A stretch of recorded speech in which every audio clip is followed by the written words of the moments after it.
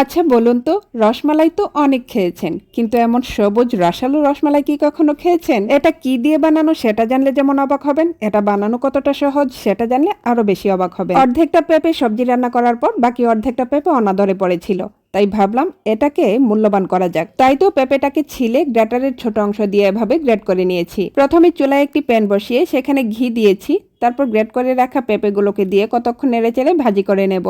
পানিটা যখন একটু টেনে আসবে সে পর্যায়ে এখানে 1/4 কাপ সুজি ব্যবহার করছি। সুজি দেওয়ার কারণে আঠালো একটা ভাব আসবে আর পেঁপের বাইন্ডিংটাও দারুণ হবে। মিষ্টির জন্য দিয়ে দিচ্ছি 1/4 কাপ চিনি, তারপর আবারও নেড়েচেড়ে মিশিয়ে নেব যতক্ষণ পর্যন্ত মিষ্টিটা গলে একেবারে পানিটা শুকিয়ে আসে। আর এখন দিয়ে দিচ্ছি 1/2 কাপ লিকুইড দুধ। চুলার আঁচটি কমিয়ে এখন দুধের সাথে নেড়েচেড়ে রান্না করে নেব।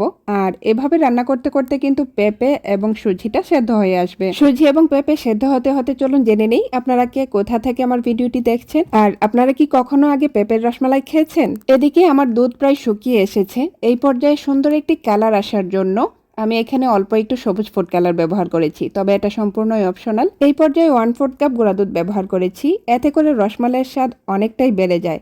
গুঁড়া দুধটা মিশিয়ে নেওয়ার পরে শেষ মুহূর্তে আবারও 2 টেবিল চামচ ঘি মিশিয়ে নিয়েছি। আর যখন প্যান থেকে এভাবে মিশ্রণটা ছেড়ে ছেড়ে আসবে তখনই বোঝা যাবে যে আমার রসমালাই বানানোর জন্য মিশ্রণটা একেবারে তৈরি। তো আমি নামিয়ে একপাশে রেখে দিয়েছি ঠান্ডা হওয়ার জন্য। আর এখন অন্য একটি পাত্রে নিয়েছি 1/2 কাপ লিকুইড দুধ। দুধের সাথে আমি আমার স্বাদ অনুযায়ী 1/4 কাপ চিনি ব্যবহার করেছি এবং 1/4 কাপ গুঁড়া দুধ দিয়ে জাল করে নিচ্ছি।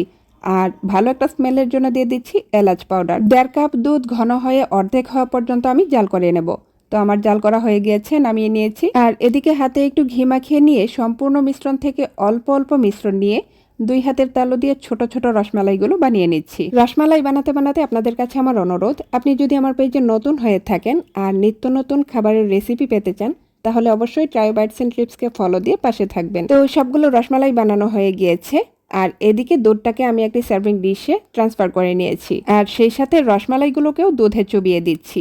সবগুলো রসমালাই দেওয়ার পরে রসমালাইটাকে আরো আকর্ষণীয় এবং লোভনীয় করে তোলার জন্য উপরে আমি বাদাম কুচি দিয়েছি এবং দিয়েছি গোলাপের পাপড়ি। আর এভাবেই তৈরি হয়ে গেল আমার পেঁপের রসমালাই। এখন ফ্রিজে আধা ঘন্টা রেখে ঠান্ডা ঠান্ডা পরিবেশন করুন, আর ততক্ষণে রসমালাইগুলো কিন্তু অনেকটাই রস শোষণ করে নেবে। তো এই ছিল আমার আজকের আয়োজন। কেমন লাগলো আপনাদের কাছে কমেন্টে জানাবেন, আমি আপনাদের মতামত জানার অপেক্ষায় রইলাম। সেই সাথে পরবর্তী ভিডিও দেখার আমন্ত্রণ জানিয়ে আজকের মতো এখানেই বিদায় নিচ্ছি।